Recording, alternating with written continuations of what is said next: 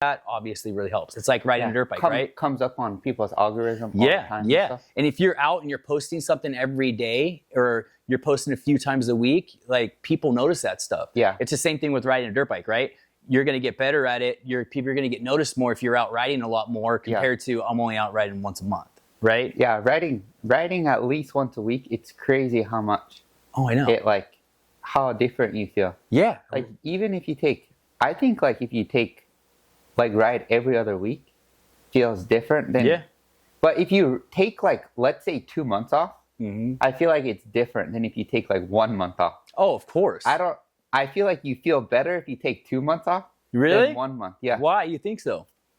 I don't know. That's weird. I wonder why that is. Maybe, yeah. I don't know why. So I can tell a huge difference. So with me and my life right now, my life is chaotic, dude, right? Me with work, me with my family, me trying to ride dirt bikes with my daughter, her twin, you met Bryn, but her twin sister, Lainey, she has health issues, and stuff like that. So sometimes it's 2 months before I can ride my bike. Yeah. And I hate it because I want to ride my bike every week. You know what I mean? Yeah. I would ride my dirt bike every day if I could, if I physically could. But I notice if I take 2 months off, like, I feel super rusty, dude. I get arm pump, like, I'm not breathing correctly. You know what I mean? Stuff like that. I've never had, like, any arm pump issues. You never had arm pump? No, I did damage my wrist right before Loretta's 1 year. Okay. And then for maybe, like, I don't know, 2 months after that, I had it a little bit. Right. But that's the only time. Really? Okay. So I struggle. I don't know what it is. I don't know if it's the way I'm riding my bike. I'm not squeezing with my legs hard enough.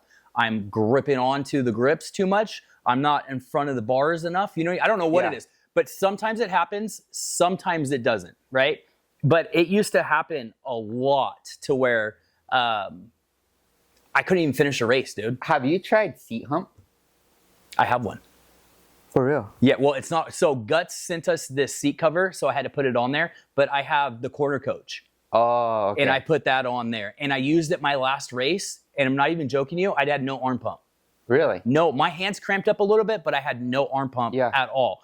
I don't know if it was I was squeezing it could have been the corner coach. No. Who knows? Also, so Fast Company, they just came out with these little, the stag peg things Kitchen was using for a little bit?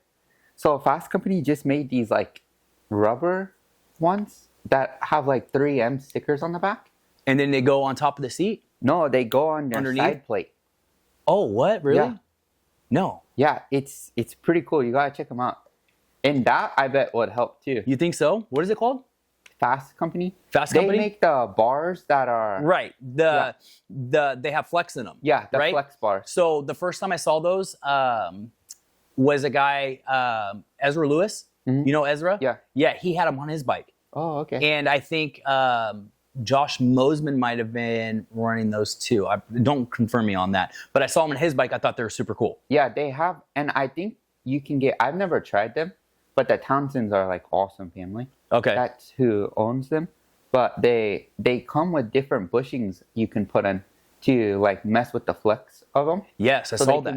They're different colors. Yeah. Right? Some are more stiff, some are more softer or whatever. Yeah. I would actually like to try it. Yeah, I think it'd be really cool. I wonder if that would help too. The hard part with that is, so with me having a podcast with my brother, Mika Metal sponsors that show, right? Mm. So do I throw Mika Metal bars on that, or do I throw, you know what I mean? It's kind of hard, you know what I mean? Unless I just change out bars for whatever video I'm doing, you know what I mean? So which would be kind of cool. Seats are the best though. Are the Guts? Yeah. I haven't ridden with this seat cover yet, but you can tell a huge difference just on the way it feels. Yeah. Like, I'm super excited to freaking try. I know. I just told you that I left that at the car wash. Oh yeah. Okay. So just for everybody who doesn't know, this is Dakota Bender. I met you at Fox Raceway. You were ripping, dude, at Fox. When I came out, when I filmed you that day, remember when I filmed you? Yeah. Bro, you blew my mind how fast you were. That was, so my little brother, my girlfriend's little brother. Right.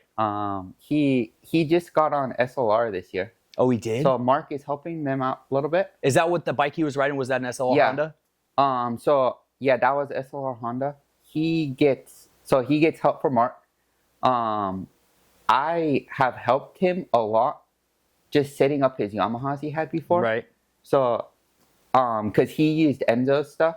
Okay. And then I trained with Doug Duboc for a long time. Oh, you did? Yeah. Nice. And Doug helped so much with bike setup. Like it was crazy. He's good at it. So good with it. Good at testing and all that stuff. Yeah.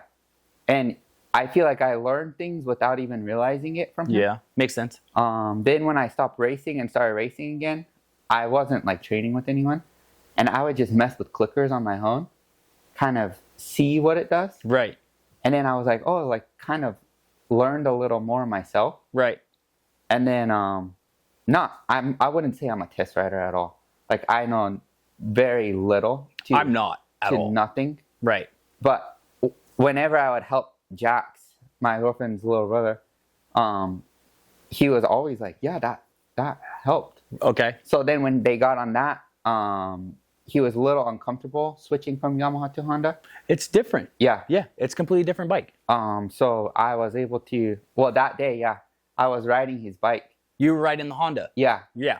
Yeah. You're ripping on that thing, dude. Yeah, thank you. Like because I was out there filming and I remember seeing, it confused me because I was like, I saw the same bike, but I swear there was a different jersey on this thing. You know what I mean? In which he was ripping too. But then I remember when you jumped on it, I'm like, bro, you were impressive. I stopped filming everybody else and only filmed you. Oh, that's because funny. it was you guys. You were ripping. Yeah. It was super cool. You know. So you were testing his bike for him. Yeah, just trying to help them get the bike set up a little better. What do you do? Like doing adjusting, like suspension, like all stuff like that. Clickers, like only clickers. You know what? I've never. So I couldn't adjust my clickers. I mean, I know how. But I don't know if I'm doing it right or doing it wrong. My bike, TBT, did the suspension on that thing, and I've never touched it since. Oh, really? Yeah.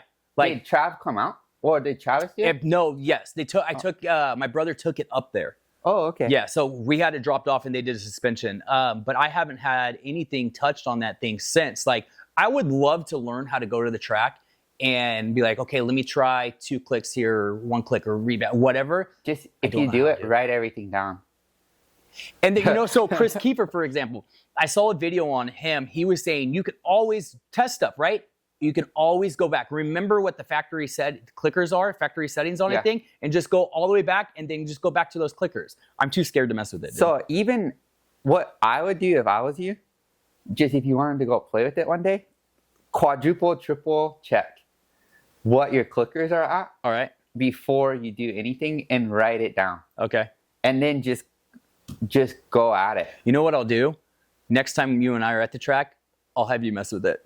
Okay. Yeah. I'll have you mess with it. I'd be down. Yeah, I wouldn't say I'm a test rider at all.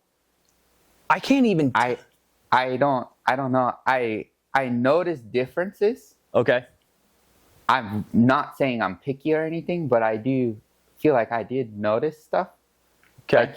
Like, I never knew how to tell Doug, like, oh, do this to the bike. Correct. He always asked what the bike was doing, and then he'd fix it. So that's one of my things, right? Like, if I were to have somebody come out, I couldn't tell you what I think it needed. Yeah. I really couldn't. Yeah. I couldn't tell you, hey, the rebound feels too fast or slow.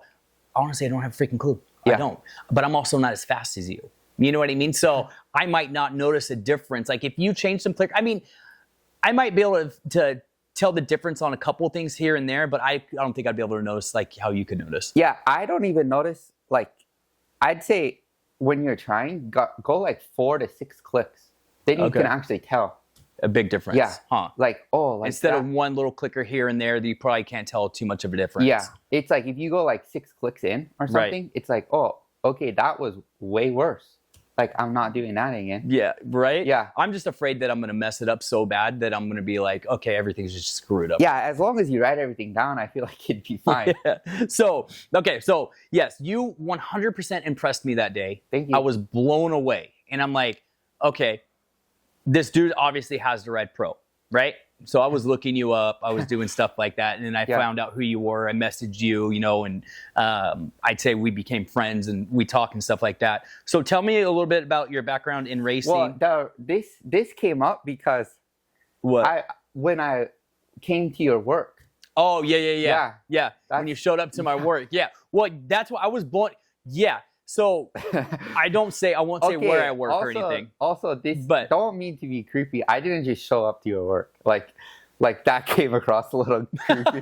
Like, oh, I came to your You work. didn't even know I worked there, though. Yeah. That's the thing. Yeah. So, yes, he showed up to my work, and I don't say where I work, but there was a reason you showed up there, right? Yeah, you know what I mean? It's like, I work at Brightview Landscape.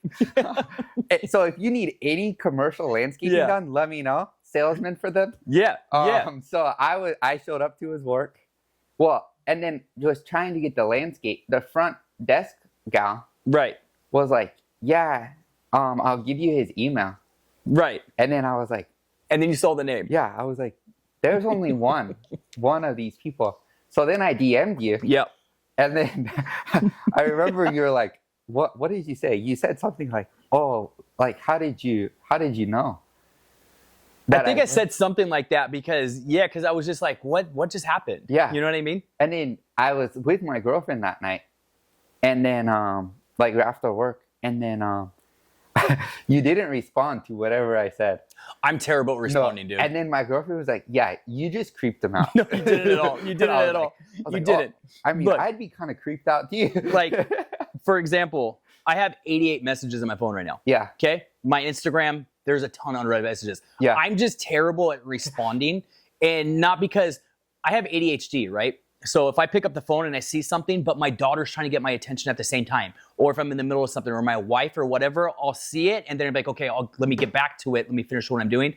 And I completely forget, dude. Yeah. I completely forget. You know what I mean? You know how many times I'm supposed to call people back and I haven't called people back, or just things like that, you know? I know. I don't know. Stuff is crazy. Yeah. Life is crazy. Especially when you have kids running around, you know? But I have no idea. So tell me about your background in racing, where you started. When did you start riding? As an amateur, winning Loretta's, which is freaking huge. Just C-class. So you still won Loretta's. Yeah. What other riders in the 250 class right now that ride pro have won Loretta's? And was it C-class that they won? Did Shimoda ever race Loretta's? Yeah, he won Super Minis. Oh, he did? Yeah. Oh, okay. Good for him. Yeah, he was 1 year on Super Minis. He was freaking legit. Oh, I'm sure. Yeah. It would have been cool to see him on a Super Mini against versus Hayden Deegan on a Super Mini.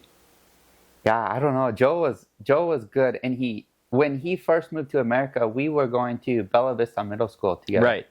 Yeah. And because you're friends with him. Yeah. And it was kind of random, just riding bicycle to school every day. We ended up becoming friends, and then we've been friends for a long time now. He's such a nice guy.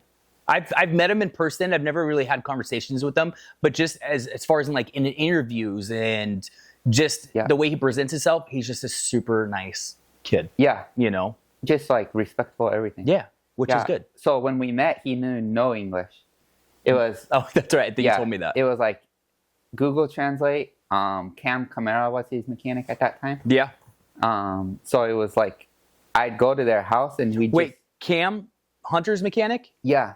Was Joe's mechanic? Yeah, on Minis. I didn't know that. When Joe was on Minis. Oh, that's cool. Yeah, when they first moved here, when they first moved to the U.S., Cam was his mechanic. Cam's awesome. Yeah. He's a super cool guy. He's the best. Yeah, really fun and very knowledgeable as well. I met him the first time I think I met him last year at A1, but I was hanging out with him and my brother at A2.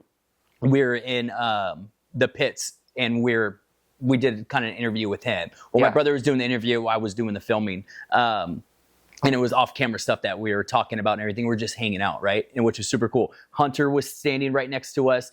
Jet was standing right next to us. You know what I mean? We're just all just BSing. And he's just a super, really cool, just genuine. Funny, super funny guy. You know? Cam's a good dude. Yeah. So it was kind of like, Joe we just hung out. Like, just because I think we had dirt bikes in common. Right. And we went to the same school, so we'd meet at, same traffic light every morning and ride bike to school together. Really? Yeah. So you guys lived close then?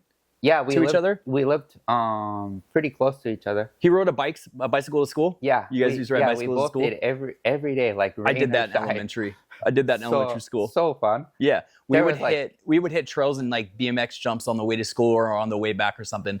Like back in the day, you go to school, you ride a bicycle there. We weren't going straight home after school. We were going to the trails or BMX jumps, and we were going to go out and have fun. You know what I mean? Parents never knew where we were, nothing. There's no cell phones, nothing like that. So much better, I bet. Oh my gosh, it was way better. Yeah. Until you came home and your parents are pissed off. You know what I mean? Like, hey, it's dark out. I haven't seen you since this morning. Where have you been? And you're like, been out riding my bicycle. You got new road rash and everything? Yeah. This is where I was. I've been out riding my bicycle, building jumps, you know? Yeah. There's a spot, not to get off track, so there's a spot right over here where I, by my house, right next to Linfield right here, right? And I see kids out there building jumps all the time and having their BMX bikes or their e-bikes or whatever. And I love it. I love seeing it. I think it's super cool because I don't feel like you see that much of that anymore, you know? It's I feel like it's hard now to grow up with iPhones and everything. It's like I did it. Yeah. But these days, no. Yeah, it's I don't know. My 4-year-old daughter knows how to work an iPhone. Yeah, it's crazy. Like, no joke. Run around, she can get on it. She gets on YouTube. She knows how to navigate it. She doesn't know how to type anything. I have to do it for her, but she knows how to navigate everything. Yeah, that's crazy. Yeah. When did you start riding? So my dad rode, like, he's from North Dakota. And when he came to California, I think he got a bike. And then he just rode for fun always. Had little bits of racing that he did. So then when I was like 4, he got me a bike, maybe 3. Nice. You started early then. Yeah. Yeah. But we just go, my dad would ride Kahia once a month maybe. And then we just go to Kahia. Back in the day? Yeah. That place has been here that long? Yeah. Jeez. I don't know how long that place has been here, but I didn't know that. Yeah, since maybe 2005 when I started riding dirt bike, it was there at least. Okay. So my mom, my dad, my brother and sister would stand at separate like segments of the track. Right. And then they'd chase me till I got to the next person. Oh, really? Yeah, and they just run around the track, follow me. So just to help you out, in case you fell or something. In case I fell. Yeah. So maybe till I was 13, we rode for fun. Right. Everything was just for fun. And then I don't know, maybe my dad didn't know how big amateur racing was. Yeah. Like, he raced Mammoth one year. Right. But it's like vet weekend, so maybe he didn't realize that even. Yeah, possibly. So it's like he raced there on 125 in like a vet class. Oh, he did? Yeah, just for fun. It's what he had. He brought a 250F and a 125. Raced the 125, thought it would be more fun. Like, everything my dad did was just for fun on a dirt bike. I would love to race a 125. I think it'd be fun. Yeah, they're like awesome. A legit 125. I think it'd be super cool to do. They're so fun. There's a video of oh my gosh, I don't remember his name right now. There's a video of a guy racing, I believe it's a 125 or a 250, and it's at Mammoth. I'll send you the video. Watch the whole video. It's impressive. All right. Like, it's a helmet cam. You'll know who it is. I just can't think of the name right now. But it's legit. It's freaking cool. 125 at Mammoth is so fun. I've never been to Mammoth. You gotta go. Well, I wanted to try to qualify for Mammoth last year. And it just didn't work out as far as trying to hit up the qualifier, the LCQ here. I think they did at Fox. Mm-hmm. I just couldn't get there that weekend. Life happens. You know what I mean? But I would love to do it because I think it'd be something fun to do, as in take the family, go camping or get a cabin or whatever for the weekend and race. Yeah. You know, I think it'd be a good time. The only thing is you gotta you have a sprinter? No. I wish. So you gotta get there at 4 a.m. Okay, that's what I heard. I heard it's just to get in. I heard it's terrible. That's the only negative about that race.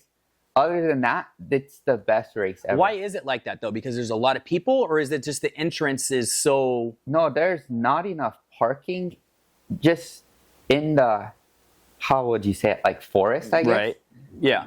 So it's like track parking lot is pretty small. Too much guys are there. So if you don't get a parking spot, you're screwed. You have to park back in the entrance, which is... Far? Yeah, I'd say maybe 2 miles. And that's where you pit out of too, huh? Yeah, then you have to pit out of there 2 miles? Yeah. That's crazy. I don't know exactly. It could be, yeah, I'd say it's maybe 2 Even miles. if you're exaggerating, you know what I mean? You can tell it's far. Like, it's somewhere like Yeah, it's far. Okay. You don't want to park out there. So I've heard that. I've heard if you're going to Mammoth, you want to get there because, so my buddy Marshall Tomei, he and Mike Gomes, they race Mammoth every year. And I remember him sending me a picture. I think it was like 4:30 or 5 a.m. and there was already a super long line. Yeah. So what we always do is we park our van the night before. Right. And then either my mom or Doug's wife will just drive both the dads. You could park it there and leave it? Yeah. Oh, fine. Well, it's because people sleep in their car. Yeah. Like if they have a truck, they just sleep in their truck. What I would do is I would take my truck, I would drive up there with everything, rent a van up there, load everything in that, park the van there, and then just have my truck for free range driving or whatever. Yeah. You know? That's a good idea, actually. I might actually do that. Yeah. I know. It's the coolest race. The whole town is awesome. Right. Yeah. So tell me about your dad. Did he ever race? I mean, was he racing or just fun Just racing, for fun. stuff like that? Yeah, race just for fun. And then that's how you got into it and everything. When did you start actually taking it more serious? Like doing amateurs or a lot bigger than you thought it was? I think when I met Joe, they kind of were helping us a little bit. Oh, because he was full-blown racing. Yeah. That's why he was out here. Yeah, he was here racing. It was like, oh, we're going to Cal Classic. Mm-hmm. And it's like, oh, what's that? I raced it. Yeah. I got smoked. So it's like, he's telling us about this. We're kind of like, what is that? Right. And then they're like, they'd take me during the week because both my parents work. Right. So they'd take me on like Thursday, Friday. And then Saturday, Sunday, my parents would come to the race. Oh, nice. And it was kind of like, that was kind of the introduction of, yeah, like, oh, this is a little bit crazier than we thought. More serious, Yeah. yes. It's the same thing with my wife, right? My wife didn't grow up around dirt bikes, right? Until she met me, right? So when I took her to races, she's like, holy cow, this is way more serious than I thought it was. And then my in-laws coming and their family and stuff, they're like, it is such a family sport. They didn't realize how dedicated people were, how big the sport is, all that stuff, until I took them to the Cal Classic. Yeah. That's what it was. And even that, it's like, it's big race for here. Yeah. But compared to Mammoth or something. Or Loretta's. Freestone. Well, yeah, Freestone, something like that. Yeah. It's like crazy how big it is for this area, but small it actually is. It is. It's true. It is a big race for this area, but it is small compared to other races. Yeah. So you raced that. Yeah, in I'd say maybe 2013 or 2014. I think the year before that, I raced Mammoth just because like we knew about it. Right. I always wanted to race it. I think just because my dad raced it. Yeah. So it'd be like cool to race. Yeah. Why not? And then it was like, we got there and it was like, guys, these guys are really fast. Mm-hmm. It's like if you go to a Trans World race, maybe you get like third or something, and then you go to there and it's like, oh wow. Bro, I got smoked at the Cal Classic. I got second to last out of like 19 people. Yeah. And I got lapped. I'm not even joking you. In C class. In 30 plus C. Yeah. You know what I mean? Like, I was like, okay, maybe cool. I'll get like a top 10 or something like that, or maybe even top 10, 15 or whatever. No, bro, I got smoked. Yeah. So bad. I'm like, I couldn't believe how fast these people are. Yeah. But then again, I was holding on with arm pump and I was gripping too much, you know what I mean? Stuff like that. But yeah, it was fun though. Yeah, it's so fun. I think nothing's better than racing. I love it. Like, I love it. Obviously, my trophies aren't as cool as yours. You know what I mean? Yeah. But I love it. I enjoy it. Like, I think I'm going to do probably like 4 or 5 more races this year, you know, local races. Mm-hmm. But the company Over the Hill Gang, it's a family company. They put it on. It's people that go there and race that have work on Monday, and they're not trying to take you out. They're out there. They just want to race and have fun. And it's such a cool event. You know, that's the one that I just did. And I'll do some more of those this year. Yeah. I don't have to worry about somebody taking me out. Yeah. You know what I mean? I know it's crazy how gnarly it is, dude. It is. There was guys in that at the Cal Classic that were slamming into each other. I'm like, yeah, this not bro, for I'm me. like, I got to go to work on Monday. Yeah. Like, I'm not trying to show up with a broken ankle or anything or whatever. You know what I mean? Like, you pass me. You're good. Yeah. You know, I'll pull over for you. You want me to get off the track and let everybody go by? I'll do it. You know? Yeah. They take it super, super serious. And then that's when I realized the first Cal Classic I did, it was when I realized how big that race actually was and what it actually meant. Yeah. You know, I didn't realize it was that big of a I know race. Myron does a pretty good job there too. Yeah. Yeah. The 2X? Yeah. 2X Promotions guy? Yeah. Didn't he just take on Fox? I don't know. Yeah. He just took over Fox. Oh, no way. Yep. So my buddy Brian Wallace was the GM for Fox Raceway, which now owns Elsinore. Uh-huh. And then I think Myron stepped in and runs Fox Racer now. Oh, interesting. I didn't know that. Yeah. I'm pretty, like 90% sure I'm right. There's always a 10% chance that I'm wrong. Yeah. But I'm pretty sure he's the one that took it over. Oh, so, okay. which is cool. Yeah, that's cool. So that means they'll do really cool races at that. It's been prepped pretty good too. Because I've just been riding on weekends now. Yeah, you've been going the past few weekends, huh? Yeah. I It's didn't been go good? yesterday because it was so freaking windy. Oh, I know. Yeah. I couldn't was go like- yesterday because we had a birthday party here. Yeah. Yeah, I was like, I woke up in the morning, it's so windy. And I didn't want to do it. Yeah, my girlfriend, she shows horses. Yeah. So I remember you she's telling me that. equestrian. Yeah. She was showing yesterday. I was like, I'll just go watch her. So I was And that's what you did? Where was Yeah. she showing at? Desert, local? Desert Horse Park it's kind of Palm Desert area. Oh, okay. Yeah. So is that where she goes a lot, is out there? Yeah, right now for 6 months she has a lease in Indio area. Oh, wow. That she's just has a 6-month lease there because that show is for 6 months just because it gets so hot during summertime. Yeah. So it kind of starts in, I'd say October-ish and goes till maybe April. Okay. And that's what she does? That's like her thing, huh? Yeah, that's her thing. That's showing horses. Yeah. Does she walk them around or is she riding them? No, she rides them. She does? You know in the Olympics where they jump like... Oh, they jump over the poles and stuff like that. That's what she does? Farm animals over sticks, but the sticks are super tall. Wait, say that again? They jump farm animals over sticks. Wait, who's jumping farm animals? My girlfriend and all the crazy people jumping horses. What? Yeah. Really? Wait, Yeah. what kind of farm animals? Well, horses. Oh, okay. When you said farm animals, I'm sitting here not thinking, cows I'm and like, stuff. who's riding like a sheep jumping a sheep? You know what I it's mean? just Or like, horses. okay. That's fine. Yeah, I've seen that then. Yeah. That had my mind turning real quick. I'm like, wait, who's jumping what farm animals and what kind of farm animals are you guys jumping? Yeah, it goes to Like, I want to go. I think Olympics go to like meter 60s. Really? So it's almost 6 feet. That's high. Yeah. To jump a horse? Yeah. It's high.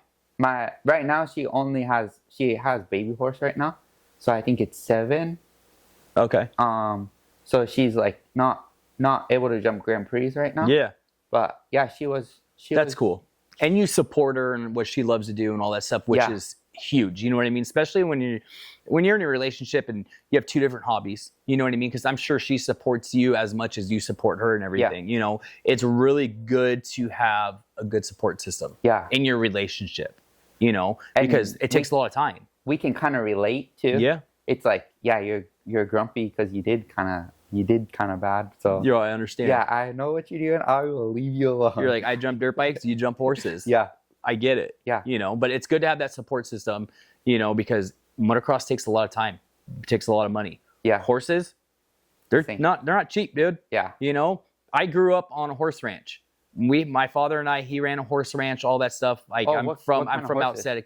They had a bunch of quarter horses. Oh, okay. So at one point they had, and then they started boarding horses. They had like 32 horses at my dad's ranch one time. You know, so I grew up around horses and stuff like that. I've ridden horses for years. Never jumped a horse. You can ride a horse? Yeah. Oh, no way. Yep. My wife was impressed too. Dude, I took her out to wine country one time so we could go on, I think it was like for Valentine's Day or something, go on a trail ride. You can go with someone and stuff like that. And she was super impressed by it, you know, that I could actually ride a horse. Yeah. Not that I could tell her that I could ride a horse. And I remember the trail guide told her, she's like, when we're going to get to this one spot, it's really soft sand. The horse always wants to stop there and lay down. You got to give him kicks, keep him going, right? Mm-hmm. So we got to this spot and the trail guide even turned back and told my wife, like, hey, this is the spot. And as soon as he said that, the horse stopped, sat down, went to roll over with my wife on top of him. And luckily, my wife's smart. She got off. She just jumped off real quick, and the horse just rolled back and forth. Yeah, did its thing? Yep, in the stand, did its thing, and then got up. She got back on, and we finished the whole trail. Way. Yeah. But she was surprised. Wait, where was this? We'll have in to wine do country. That one time. Yeah, in wine country. I didn't like horses. No? Before. I thought they were scary. They are. Dude. They're huge. Like, these things are kind of scary. Yeah. And then her old Grand Prix horse was the coolest freaking horse.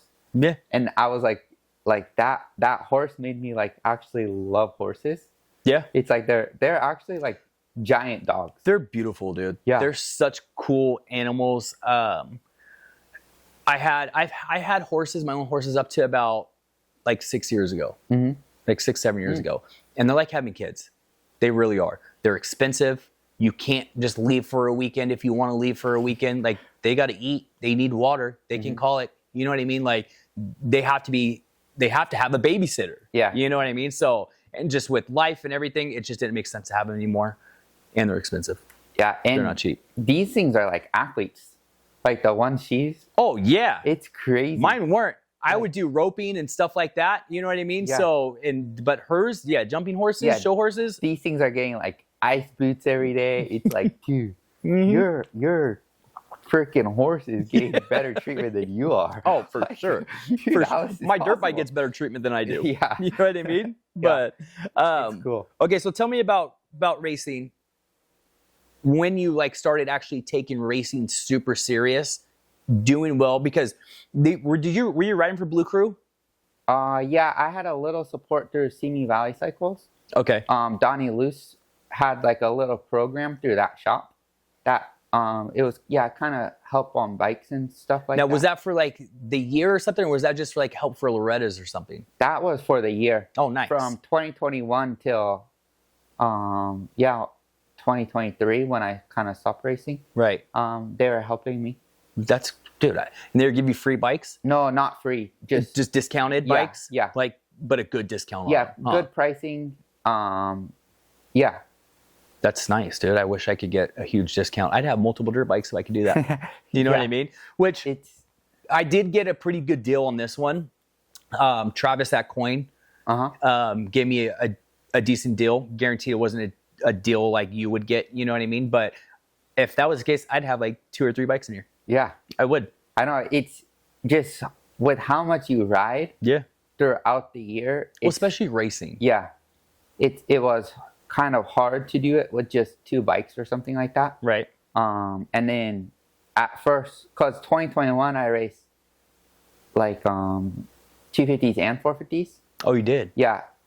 It just started that Doug wanted me on 450 just to practice on. Right. Get a little stronger. Right. And then I was riding it really good. So he was like, let's like race this thing. Yeah. So then it was like, then you have to have 250s and 450s. It's kind of, piled on from there. Yeah. Would you have more fun racing 250 or 450? I don't know. They're different. Yeah, it's different. I like the 450, I think. Was it easier to ride than a 250? No, I don't think it's easier to ride. Those like 2021, 2022 Yamaha 450s were gnarly. Yeah. Those things will freaking rip your arms they'll bark on. Yeah. Yeah, that's how I think they are now too. Yeah, they're after 23, it's way more linear. Is it? Yeah. I like the new bikes better. I know not everyone does. But yeah. As soon as I got on that bike, I loved it. Did you? The 2023. And then you had that support with Blue Crew going into Loretta's? In what year? Shoot, what was it? When did you won Loretta's? Yeah, in 2020. I think it was in 2020. Yeah. Did you win Loretta's or anything after that? Or was that the only time you won Loretta's? That was the only time? And you had Blue Crew support leading into that, right? No, that year I was on Hondas. Were you on Honda? Yeah. I was getting help through the Chris Hymas, Chance's dad, at Pocatello Power Sports. Okay. So he was helping us a little bit that year. Oh, nice. And then, so with that, they were helping a little bit with bikes. Not free bikes also. Right. But yeah, Chris is awesome too. Yeah. And then, so that year, well, with COVID, was crazy. Yeah. Was it was crazy. kind of random that we ended up racing Loretta's, it was kind of just because I was still having health issues from cancer and everything. Mm-hmm. Which I want to talk about a little bit. Yeah, so we were gonna race 125s that whole year still, and just like race like 250 class on 125s just because I wasn't strong enough yet. Right. And then it was like, I think my mom was going through the rules and kind of was like, did a little research and was like, I think you can race C class. Mm-hmm. Me and my mom both did a little more research, found out, yeah, you can race C class. We went to the regional because that year they didn't have areas. They only had regionals. Okay. So we went to the regional at Paula, and as soon as like Saturday morning, well, Friday practice, everything was fine. Saturday morning, Myron came and was like, why are you in C class? Like, you know you can't race C class.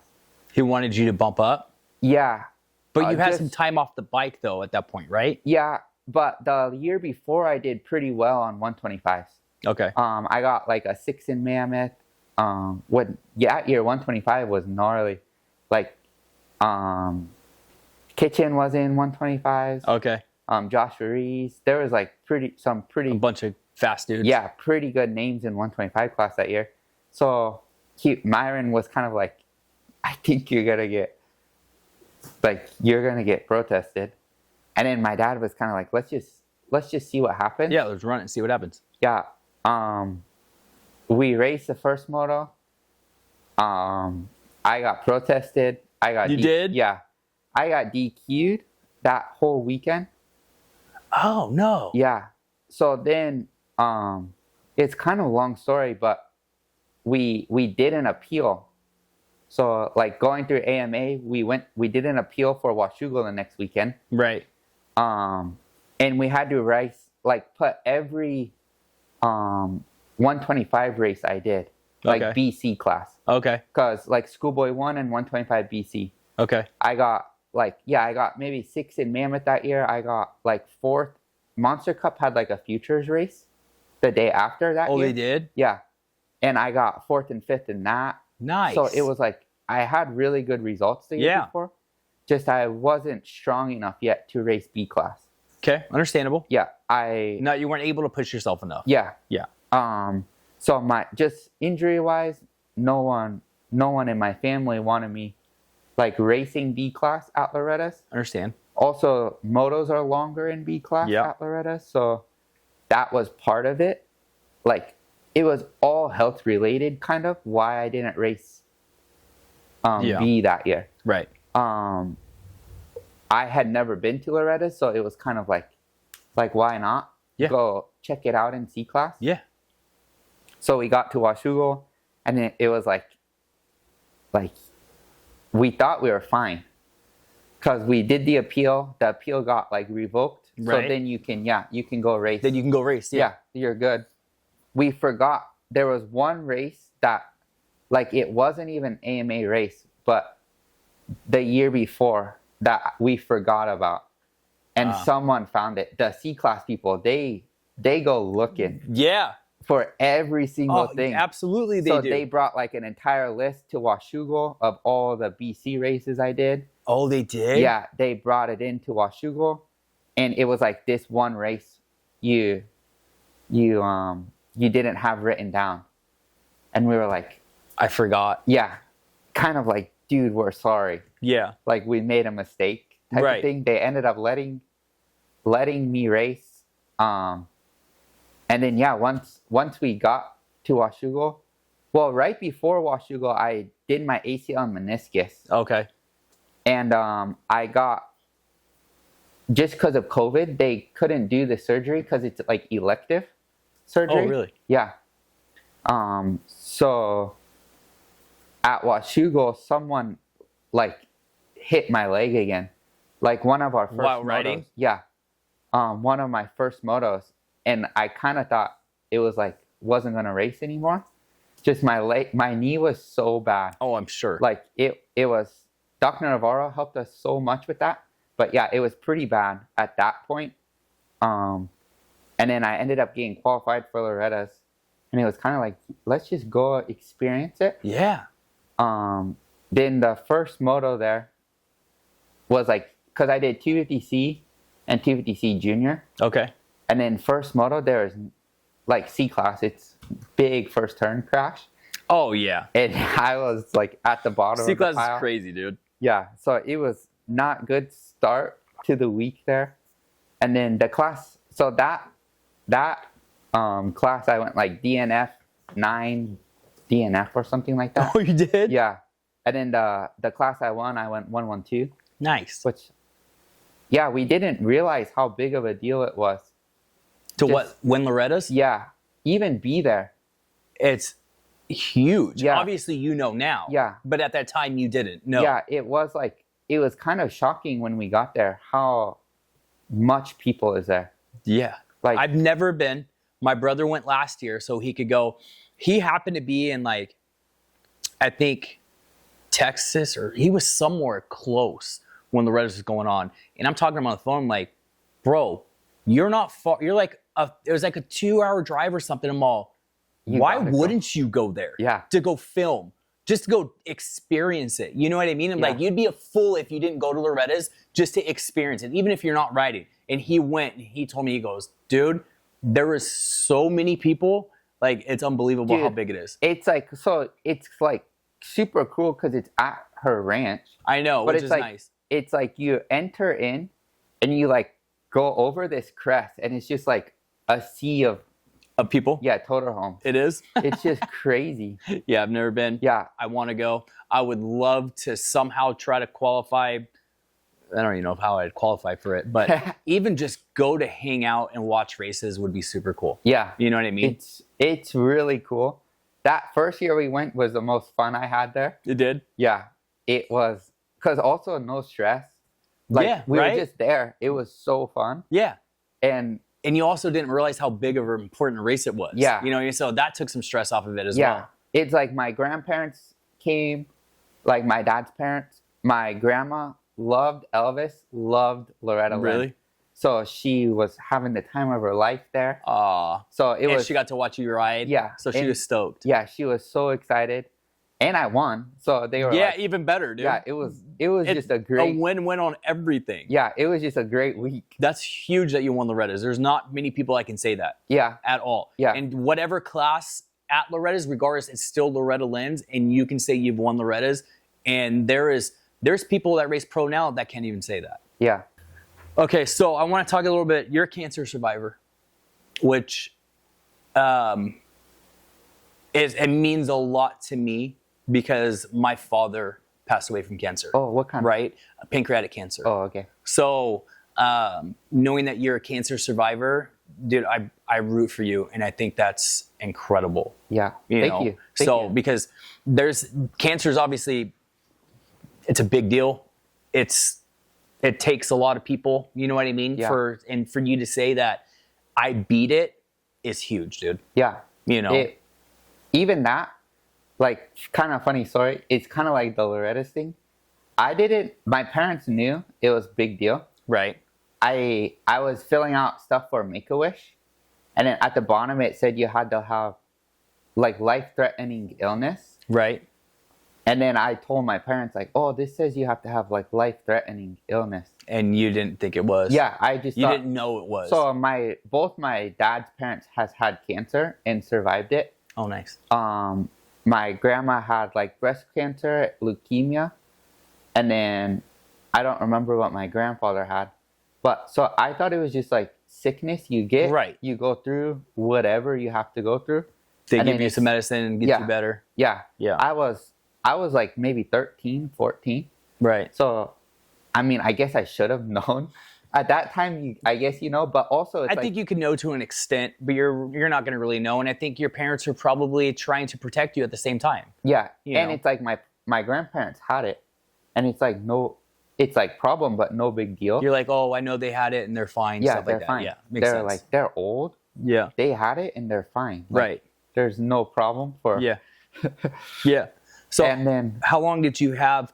How did you find out? How long did you have it? I crashed at LACR, and I had concussion, it's like my first concussion I really had. And then like a couple days later, I'm taking out the trash, I think, and my dog was behind me, and I didn't know. I stepped back and hit my head again. Oh. So it's like 2 days and kind of in a row, I hit my head. Right. And I got really bad from that. Like I had to like relearn how to walk and everything, from concussion and everything like that. So from that, I started getting better for a while. Like all my symptoms was kind of going away. And then I kind of hit like a plateau where I wasn't getting better anymore. Right. Then my mom took me to get like a sleep test done. Cause they would like check on me throughout the night. And it's like I'm not breathing. Really? Yeah. Just really shallow breathing? No. Or you like, weren't wasn't breathing, and then I'd like take gnarly deep breath again. And then it's like stop breathing again. Good grief. So my mom was kind of like freaking out a little bit. Right. Moms kind of freak out. Yep. I'm married to a girl who's mom. Yeah. So yeah, I get it. That's what they do. Yep. That's their job, I guess. Yeah. They're wired different than guys, dude. Yeah. You know what I mean? We're protectors, they're nurturers. Yeah. You know, so they're wired different. So my mom had like sleep tests for me set up, but it was like 6 months at Rady's. You can't get one for like 6 months. The one in San Diego? Yeah. So it was like, okay, like, well, whatever, we'll figure it out. Right. And then it was like, just randomly, my mom got a call from Rady's and was like, we have opening tonight. Like, if you guys can come in. Nice. So my mom was like, yeah, we have to. You're like, oh, shoot. Okay, yeah. Here we go. So she brought me there. We do sleep tests. I was like, there was like 96 seconds where I wasn't breathing.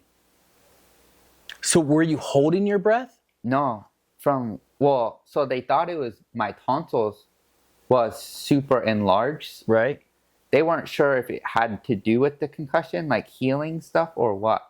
But they thought my tonsils were like massive. Okay. Or something. So that it was like blocking my airways. Right. So like 2 days later, I went to get my tonsils removed.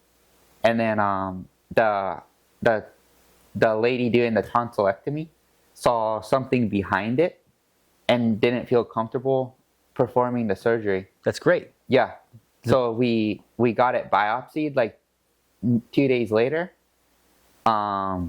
Then my mom, because they told my mom, like, it's probably aneurysm. So, like, we'll figure everything out. It'll be like 3 weeks till we get results back on the biopsy. Okay. And then, like, if anything gets worse, let us know. Type thing, like normal doctor stuff. Yeah. Next morning, my mom, like, woke me up. Like, hey, we're going to the hospital. And I was, like, super confused. Right. And then my dad met us there. And my dad is like hardest working person you'll ever meet. Like, yeah, he never has taken day off work unless it's for like to go to a race. So you knew something was wrong when he came. Yeah, and my dad was at the hospital. Like, yeah, at the hospital. Yeah. Like the day I was born, my dad went to work. Wait. After your birth? Yeah. Oh, he did? Like my dad, like I'm born, my dad was like that go. baby's so ugly. That's not mine. I'm out. Like, I'm leaving. I got money to go make. Yeah, I gotta go. So, like, my dad, he doesn't take any time off work. That was my father and my grandfather that way. You know, just very, very hard workers. And I'm so happy I got to work that work ethic. Yeah. You know? It's like, I don't know. My dad's kind of gnarly. Like, sometimes it's like, dude, relax a little bit. Just chill a little bit, buddy. Yeah. Like, you're okay. Yeah, you're good. Okay, so he met you there. Yeah, he met us there. And we were like, at that point, I was kind of like, maybe something's wrong. Yeah, my dad's here. Yeah. Then they kind of went through everything. Like, hey, this is cancer you have. Like, so I had non-Hodgkin's lymphoma. Okay. And then I had like, it's called Burkitt's B cell. And it can double in size in 24 hours. Oh, wow. So it's like fastest growing human tumor is what I think they told us. And that was, so you had a tumor inside you by the tonsils? It was 3 inch by 3 inch. So it was neck all the way to my eye. And it was so, but you couldn't tell because nothing was. It wasn't like it was like on the inside because nothing was like poofy or anything nothing you would be able to notice. Yeah, weird looking. I was just. My dad was So during this time, my dad was like on me really hard about gym, like really because I wanted to. At this point in time, I wanted to become like professional racer. Right. So like I'm like 14. We started a little late. You're taking it like super serious. Yeah, my dad's like, he was doing everything for me. So he was like, you have to do everything for me. Like, right. I put everything in, you have to put everything in. Understandable. Yeah. Understandable. And then it's like, I'm doing gym and stuff every day. He's at work. And I'm not, it doesn't look like I'm doing gym. Right. He's like, you're like, kind of like, what are you doing? I'm like, I swear I'm doing gym. My mom and dad, they both work. So no one really knows what I'm doing. Right. But I was doing. I swear, I'm busting my butt. Yeah, I'm doing my stuff. Yeah. Like I promise. And then when we found out, like everything was making sense. Why like, being like, why are you tired? Yeah, and like, this is why I'm always tired. Like even stuff like I'd end up at school and not even realize how I got there. Really? Like, it's almost like there's like flashes. Yeah. Things missing, or it'd be like I'd put something in the microwave, and then it'd be like literally 10 minutes. I'd just be standing there and not realize it. Really? Yeah. Just zoning out. And I'd tell in a way zoning out. Yeah, I like tell my parents that kind of stuff, and it's kind of like I'm kid. They don't take it too serious. Yeah, it's like, oh yeah. Yeah. Like maybe it's like my dad tells me, what are you doing? Like you're not doing gym. Right. And I'm like, dude, but this happened today. Yeah. And it's like, yeah, all right. Like, sure it did, kid. Like, yeah, you're like I that. swear I busted my butt in the gym today. Yeah. Like my body's sore. Yeah. Like, so it was kind of like, yeah, we found out everything, and my parents were so relieved, like, to find answers, I'd say. Yeah. From everything I've known about cancer, it was like, yeah, you find out you have cancer, month later, you start chemo, stuff like that. Right. It was like, yeah, we'll do, like, same day, we did all my scans. Next day, I was starting chemo. That quick? Yeah. It was like... That's fast. It was kind of like, this has to get, like, fixed right now. Right. So I think I did 4 separate rounds of chemo. It was like, first round was 7 days. So it's like, you go there for 1 day. Mm-hmm. You get, like, IV just water. And then next 7 days is just chemo. To hydrate you and everything. Yeah. Next 7 days, straight chemo. Like, bunch of different styles. Like, different. It was kind of cool. Like, different colors, stuff like that. Right. Like, your pee would turn separate colors. Yeah. I don't know. It was kind of fun. I remember my dad going through all that. I remember the way my dad found out they had cancer is he picked me up one day and I got in his truck and I'm looking at him and I'm like, he was like really yellow, had jaundice, right? So his whole face was like yellow, eyes were yellow, and I look at him all, why do you look like Big Bird? That's what I told him. Yeah. And he goes, well, what do you mean? I'm all, you're really yellow. And he looked in the mirror and you could see the instant panic on his face. Like, oh, I didn't know what jaundice was. You know what I mean? So, but he knew if you look like this, it's because of jaundice. Oh, interesting. You know, and he knew basically having jaundice kind of meant something really serious was wrong. Yeah. You know, so. Well, like, were you ever in the room when they, like, distributed the chemo? Yep. Dude, I was there. I went there. I don't think I missed one. The first day this happened, so it was like nighttime where they started the first round. Both my parents were there for the first time. And they were like, they walk in, it's like hazmat suits. Really? Yeah. And then I'm like looking at my parents like, what is happening? Yes. Yeah, like what's going on? And it's like 4 people. This You're like, do I have some disease that's going to spread to people? It's like this thing I'll never forget. Right. Like this exact scenario. It was like 4 people walk in. One lady's like holding the bag of chemo, and it's like reads the name, reads the amount, and reads like date of birth, name, amount he's getting. Confirm everything. Yeah, what chemo. And then it's like down the line. Yeah. Like they all freaking 4 confirm it. Yeah. And I'm just like looking at my parents. I'm like, what? Tripping out, huh? Yeah, what the heck are they giving me? Yeah. And then it was like the first one we got, they like told my parents, like, if you throw up, no one can touch it. If you pee on the seat, no one touch it. Like stuff like that. Really? Yeah. So I don't remember any of that. So it's same. So non-Hodgkin lymphoma is blood cancer. That it's called like a sister cancer with leukemia. So if you touch it, you can get into your. But wait, no. No. Okay, go ahead. It's like sister cancer with leukemia. So if you don't catch one fast enough, they can turn into each other. Oh, okay. So it's same, like chemo chart as, it's like, cause I did St. Jude's protocol. Okay. So it's same protocol as leukemia from what I understood, just in shorter amount of time, since it's faster growing. Okay. At least that's what I understood. Right. It's like I don't know. That's intense. I'm no scientist or doctor. I'm not either. I'm Asian, but I'm not a doctor. I'm not either. Yeah. But that's what I understood. So it's like heavy chemo. Yeah. Like it was like, I remember first day they like went through, like you'll get like cold sores, you'll have to have blood transfusions, all this kind of stuff. Okay, so And it was then- more intense than I think my dad's was. Oh, okay. Yeah. Did you have to get a port put in? Yeah. Okay, you had one in your chest? Yeah. Okay, so he had to do the same thing. Yeah. And that's where they administered, all the chemo and stuff through Yeah. that. Yeah. It sounds like yours was, the chemo they're giving you was like more intense than my dad's was. Yeah, maybe. Or if I just don't remember, because his was in block it out, 2012. kind of? Unless I just blocked some stuff out and I just don't remember.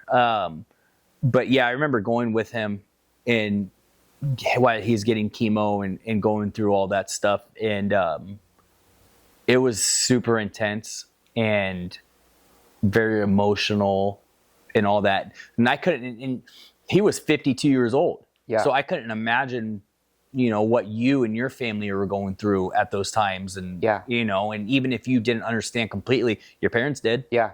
know? I think the biggest thing that helped me was like wanting to ride dirt bikes again. Yeah. Like, yeah, like Oh, of course. it was like my main thing was like I want to like get back to riding. Yeah, it's something to look forward to, something to focus on or Yeah. goal to set or something like that. Because also my parents had to keep working and everything. Right. Like just expenses alone, it's like, It's not cheap. yeah, It is not cheap. it's dumb. Yeah, It's it's so super, dumb. super expensive. One thing that really helped out, we caught my father's too late, and we'll get this wrapping up, but we caught my father's too late, and but vitamin C.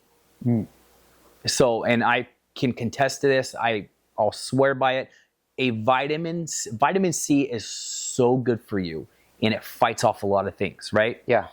My dad, somebody brought it up to my dad, said, hey, you need to go try to do vitamin C IVs. This could help. We did. It started shrinking the tumors.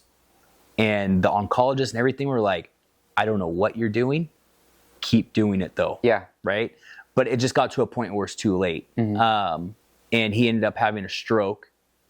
And we couldn't administer the vitamin C anymore and all that. And now it was just kind of, here's hospice and Yeah. ride it out type thing. You know what I mean? So, but you're in remission, Yeah. which is incredible and it's huge. And I'm super happy for you. Thank you, sir. So what was it like when you found out you were in remission and like, did you throw a party? No, I was just so Did you excited. go ride your dirt bike? I was so excited to ride my dirt bike. Yeah. I remember because it was like, I just wanted to ride pit bikes at first. Right. And it was like, as soon as you get your port out, like you can. Yeah. Cause you didn't want to take a chance of anything happening with that thing. Yeah. As soon as you get your port out, you're good. Yeah. And then it was like, then I got to ride pit bikes a little bit. Then finally got to start riding a little bit. Right. At first, my dad and I, we'd just go to Kahia. And my dad just had me doing figure eights on the start. Okay. And it was like, after like a month of that, I was so ready to like ride my dirt bike again. You did a month of figure eights, just doing figure eights? Yeah. No jumping, nothing? Nothing. No turns? No. Besides the figure eight? just Really? Figure eight, yeah. Jeez. My dad would just have Which me is probably really good to do, though. Yeah. It gets boring after a while. Well, especially if you do it every day for a month. Yeah. And then he finally was like, it was like my dad took it so slow that it was like figure eight for a while, and then it was like circle track. My dad like made on Kahia's start, where it was just like, let's say like 5 turns, and I was so excited to do that. Then I finally started riding a little bit again, and it was kind of fun. It was like, it probably took maybe like, even because I was done with everything in 2016, even like till 2018. Like, so first race I tried to do again was Cal Classic, like 2017 on 85s. Oh, you did? Yeah, on 85s. And I did like 3 laps of practice and was smoked. Yeah. For like literally 2 weeks. I was so tired. There's a huge difference when it comes to racing and just going out and doing your motos, right? I mean, I didn't even get to race. I just did practice, like Friday practice. Oh, you didn't end up racing? No, my dad didn't have me race. I was so tired. So he pulled you out of it? Yeah. Yeah, understandable. And then it was like, I think I was just so excited to race again that I was pushing so hard practice day. Yeah. And I hadn't pushed that hard since. Probably. Yeah, so it was like, first couple of races, maybe for a year, it was like my parents were just having me go to it. And like first day, I was fine. Rest of the week, I'd be so smoked. Really? Yeah, till 2019, I started being able to do a lot more gym stuff. Yeah. Which helped a lot. And then I finally was able to start racing well in 2019. Yeah. Then 2020 I won Loretta's. I got my knee fixed after Loretta's that year. And then that next year was kind of frustrating year.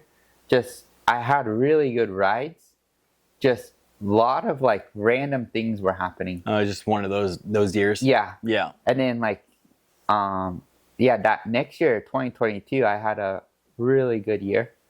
I won titles at Cal Classic. I won. Good for you, dude. Like stuff at regionals and stuff like that. Right.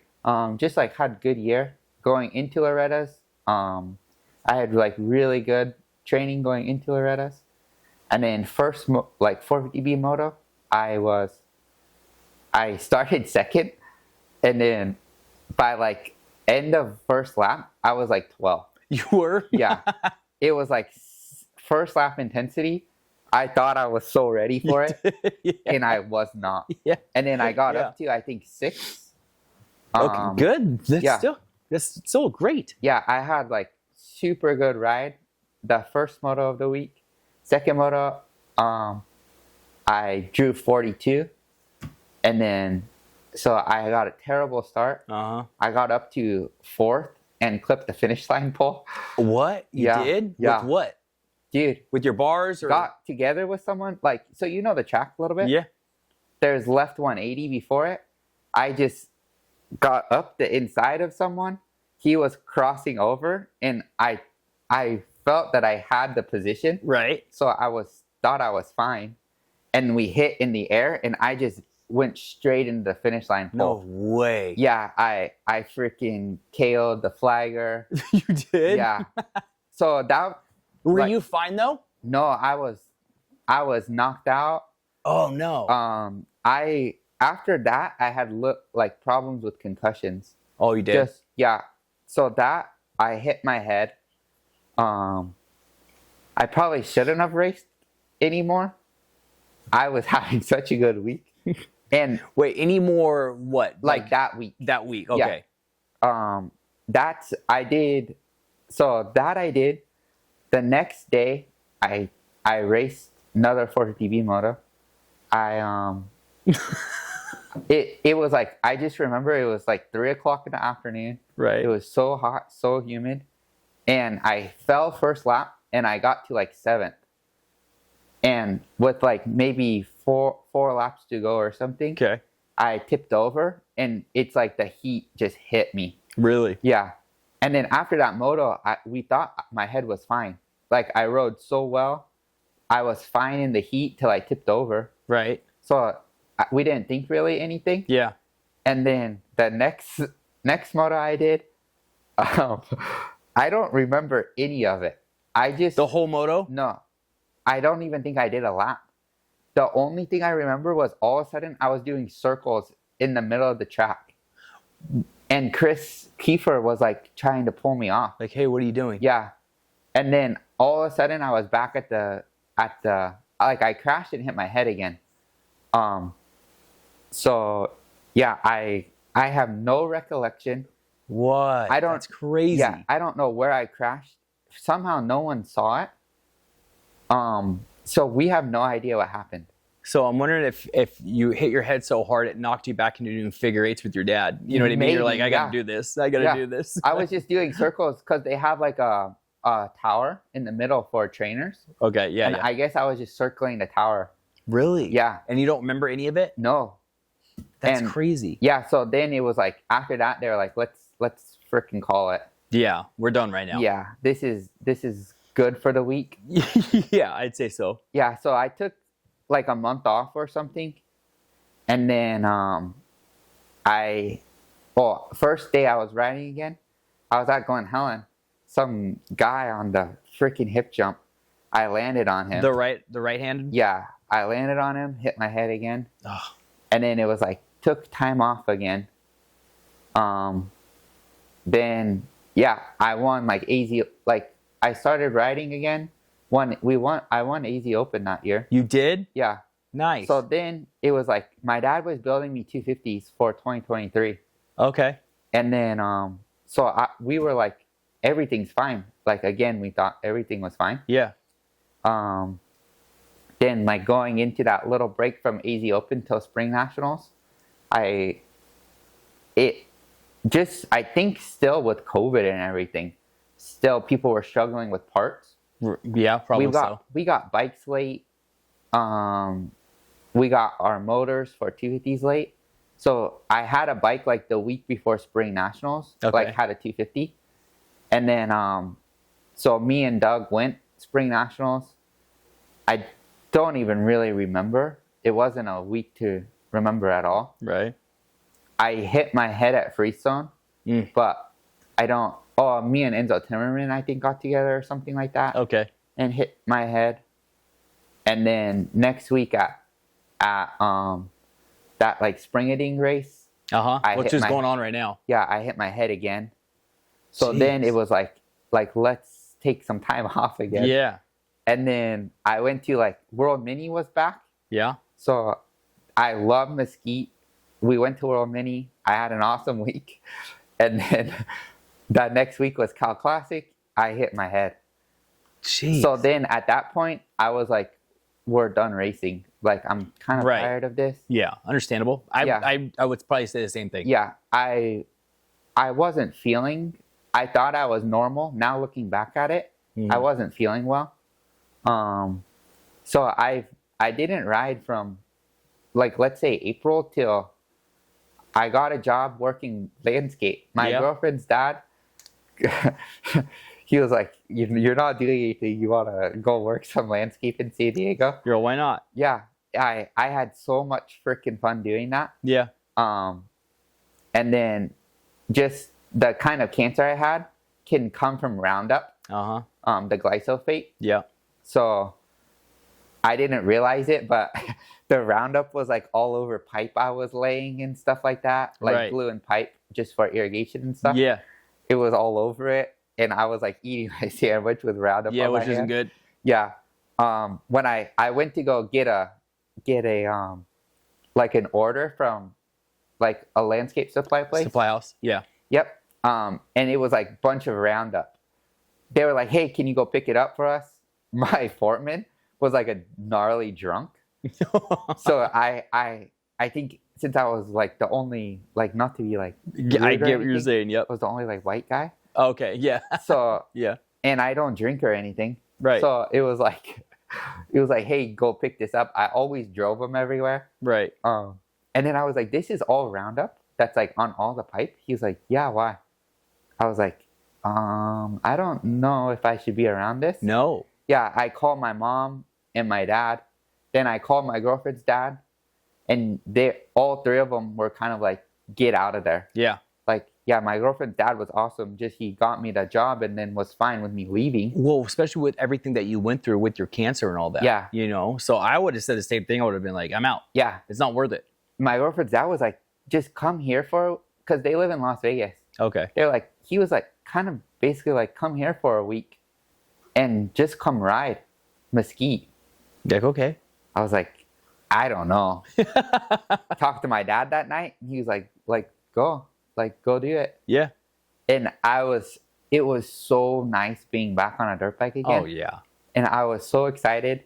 My first day, have you been to Mesquite? Nope. I want to go. It's like East Coast, but here. Really? Yeah, it's so rutted. It's so sick. I'm not the best in the ruts. Yeah, I hadn't seen a rut since freaking basically like a year. Yeah. So I was like, oh my God, I feel terrible. Yeah. Like this is horrible. I tense up in the ruts. Yeah. And then, so I stayed there for like almost 2 weeks with my girlfriend's family. Right. And I rode Mesquite for a couple of weeks. And then we raced that like Thanksgiving race they have. Okay. And then I won like that weekend. And then next weekend, we were like, I'm racing again. Yeah. Like this is back. Yeah. Went to AZ Open, hit my head. Oh, And I came off the track onto the water truck lane and hit my head on the water truck lane. Oh, you did? Yeah. So it was then it was again like, let's freaking be done with this. This is dumb. Jeez. So then at that point, I was like, I'm freaking like, just sell everything. Yeah. And for some reason, nothing got sold. And then like maybe August that next year, my little brother, like my girlfriend's little brother, had 125. My girlfriend's dad was like, take it home. I was like, really? Yeah, okay. Yeah. Like I'll take it. It was so much fun. Yeah. Just riding again. Like riding again. Yeah. And then riding again. Riding 125. Yep. Everything was coming so slow. Yeah. And it was like, I feel like it helped me so much just riding again. Just 125. Oh, I'm sure it did. It made you slow down. Yeah. So then one weekend he was coming to pick up the 125 and he had just got a new Yamaha 450. Oh no. My girlfriend's dad. And he was like, ride the 450. And I was like, this is freaking awesome. Like, yeah. Dad, I want a 450 again. Yeah. So then my dad got me a 450. That like Singing Valley guy still helped us a little bit. Uh-huh. And then it was like 2 weeks later, they were having that fall classic race. Yeah. And then my dad was like, me and my dad, we were just talking. And I was like, let's go race. Like, no pressure. Like, just like have a good time. And I rode so freaking good that weekend. What did you place for that one? So I think I got like fourth the first Open Pro Moto or something. And then I was third the second, because they have like one moto per class both days. Right. Yes. Like second race for first moto, I was third. It was like Derek Drake, someone else, and then me, I was third. And like pretty good guys was behind me. Was Mosman there? Yeah, Mosman was there. I think, was Brian Medeiros there too? I know Mosman was. Oh, it was Derek Drake, like Landon Gordon, and then me. Right. So, and I was like right behind Landon on last lap. Uh-huh. And I was getting a little like anxious and I looped out. Oh no. So I was a little bummed. Next day I still rode pretty good. But it was like, my dad was like, this was like, my dad and I had so much fun. Yeah. Dirt bikes are amazing. Yeah. So then I was like, let's just go race for fun. Yeah. And then, we just started racing for fun a little bit. And now you're back to it. I would say I took a little step back because last year, like the week before the stopwatch national, right? My girlfriend was like, "Go race!" Like it's here. My dad and my girlfriend kind of were like, "Well, just go do it." Right. So I did that. I did pretty good there. And then my friend was going up to Canada to do the Canadian Nationals. Okay. So then I ended up doing a couple of those. I ended up doing like regionals for Loretta's just because my girlfriend's family was going. Right. You want to see if you can qualify? Yeah. So I qualified, and then just for like College Boy and Open Pro. Mm-hmm. And then we got there, had bike problems all week. Oh. So then after that, I was pretty kind of heated. I would have been too. Just like annoyed. And then, yeah, after that again, I was like, I think I'm freaking done racing. Yeah. So then I got a job and everything. And then Doug's son, Carter, he's like pilot right now. Okay. So. Oh yeah, I think I know that. Yeah. Yeah. So he's pilot, and then he came up with the stupid idea to do like 3 outdoors this year. Well, he's doing Paula, Hangtown, and Washougal. And you're doing them, huh? Well, he was like, let's go to Washougal and just have the weekend of our lives. Why not? Yeah. And then he was like, if we're buying our license, we may as well use it. Yeah, use it. Yeah. So yeah, I guess we're somehow he wrote me into this. So what nationals are you going to race? Paula. Okay. I will be there. And Washougal for sure. I don't know about I wish I could be there. You should do it. Paula and Washougal, do it. Yeah, we're doing Paula and Washougal. I don't know about Hangtown, but I don't know. It'll just be fun to do. Like Carter and I have just grown up together. Just see how you feel and how you do. You know what I mean? And then if you want to do it, do it. Yeah, Carter and I have grown up together. It's just like no one I ever have ridden with, you're like, dude, you're ripping. Like you never say that to people. Really? Like, no. I feel like you're racing them, so you don't want to tell them that. I get that. So yeah, it's like, I get that. The only person I'll ever say that to is Carter. Okay. Or my girlfriend's little brother. Right. Just he's turned into like my little brother. Right. But Carter is the only one where like, dude, you're riding so good. Like that was sick when you passed me. Yeah. Like that's the only person I will ever say that. Right. To. Understandable. So I get it. Makes sense. Like, yeah, we've known each other for so long. I trained with him. He's your little brother. Yeah. Yeah. And then Carter, it's like I've known him for so long. I trained with his dad. We rode together a lot. And the family is awesome. Yeah. It's like, yeah, may as well enjoy it together. Yeah, I agree. Yeah, I agree. But now we have to get ready for it. That's the problem. Yeah, good luck. Yeah. Get on that training program and go do what you can do though, because you are good, dude. Oh, thank you. You are really fast. And I think if you were to dedicate yourself and really put in the effort, I think you could do good, dude. Yeah, we've just been doing like a little bit longer motos. Right.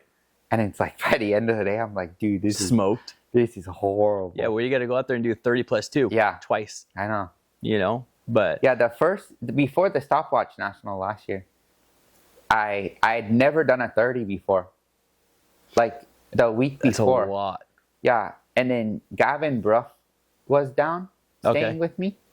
And he was like, you should probably do one before. To see if you can even do it. Yeah. Like, because he was getting ready to do Paula and the Canadian Nationals. Okay. And he was like, let's just do it together. And then first moto, I was smoked. And then he was like, let's go again. You threw up. Yeah. Like 20 minutes into the second one, I yacked my brains out. Yeah. In your helmet, right? Yeah. And then Gavin was like, you're ready. Yeah. Yeah. You're good, dude. You're ready. Yeah, you can do it. Yeah. Let's go straight to Paula. Yeah. Oh my gosh. I don't know. It's fun. No, you're going to do good. One here, Dakota, I appreciate you coming on. Yeah, thank you, sir. Thank you for being my very first episode that we're going to do. We'll see how this goes. I'd like to, I will be at Paula, so I will be rooting you on. Put in the work. I think you can do it. You know, I'll have all Dakota's socials linked down in the description on this. And dude, thank you. Yeah, thank you, sir. I really appreciate you coming over. Yeah, this is cool. So we'll do this again. Yeah. All right. Bye, everybody. All right. Bye-bye.